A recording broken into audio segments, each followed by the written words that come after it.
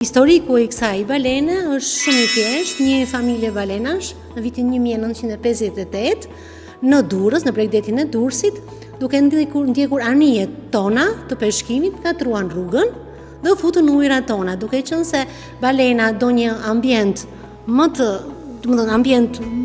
të madh se sa hapësira e detit ton, për të ushqyer dhe për të mbetur ato nuk mundën të mbijetonin në bregdetin ton dhe u kapën nga peshkatarët. Dhe skeleti i balenës më të vogël, sepse kjo ishte një familje balenash, është këtu midis nesh. Më i vogli. Po, është më i vogli, mund të duket pak për të qeshur gjithë kjo gjë kaq e madhe, por është balena më e vogël e kësaj familje.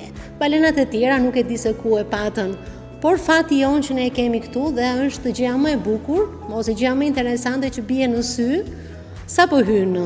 Biles fëmijët e ngatrojnë me një skelet dinosauri, po kur i themi që është balen, habiten dhe lexojnë të këtu dhe bindën pastaj që kjo është, sepse është vështirë t'i bindesh fëmijët që kjo është një balen dhe nuk është dinosaur.